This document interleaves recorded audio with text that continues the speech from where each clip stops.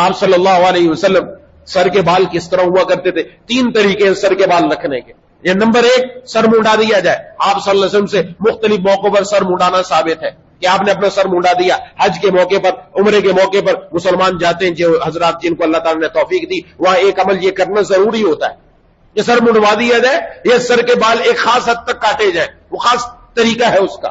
تو آپ صلی اللہ علیہ وسلم نے اس موقع پر کاٹا، بال منڈوا دیے، اور منڈوا کر آپ نے دعا بھی فرمائی، اے اللہ جنہوں نے سر گنجا کر دیا، بال چھوٹے نہیں کیے، جنہوں نے سر گنجا کر دیا ان پر رحم فرما.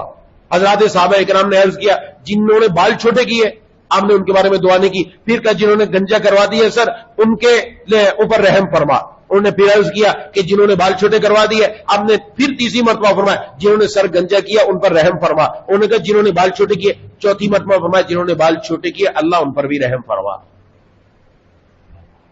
نمبر 1 اگر آپ کہتے ہیں نہیں گنجا ہونا نہیں پسند نہیں آتا، بعض کو کہ پسند نہیں ہے، تو شریعت نے اس میں اختیار رکھا ہے آپ کے 3 آپشن ہے، ان میں سے کوئی ایک اختیار کیا جا سکتا ہے. گنجے نہیں ہو سکتے تو سر کے بال برابر رکھے جائیں، برابر ہر طرف سے، چاروں طرف سے برابر ہو. یہ آج کا دستور نہیں جو آج کل چل رہا ہے. کیا فیشن چل رہا ہے کہ سر کے اوپر کے بال تو موجود ہیں اور دائیں بائیں کے باقاعدہ اس طرح لگا کر صاف کر دیے گئے.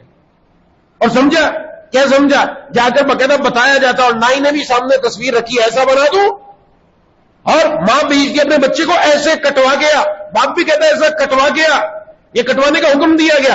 اس کے بارے میں حدیث شریف میں جناب نبی کریم صلی اللہ علیہ وسلم نے فرمایا نہا عن القزع، حضور صلی اللہ علیہ وسلم نے اس طرح بال کٹوانے سے منع فرمایا، قزع سے منع فرمایا. مسلم شریف میں، بخاری شریف میں، بڑی بڑی کتابوں میں آپ جا کر دیکھ لیں، منع فرمایا. کس طریقے سے کہ سر کے کچھ بال تو چھوڑ دیے جائے اور کچھ پر اس طرح لگا کر برابر کر دیا جائے، ناجائز ہے، منع کیا.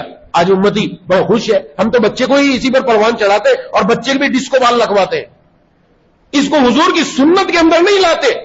آپ صلی اللہ علیہ وسلم کی سنت سب سے پیاری، آپ کا چہرہ انور سب سے پیارا، آپ کی ذات اقدس سب سے پیاری، آپ کی سنت اصل بھی ہے، اجمل بھی ہے، اکمل بھی ہے، ہر طریقے سے پیاری ہے، آپ کی ہر آواز پیاری ہے. لیکن آج ہمارے بچے کو بھی وہ پیار والی صورت پسند نہیں ہے، نعوذ باللہ.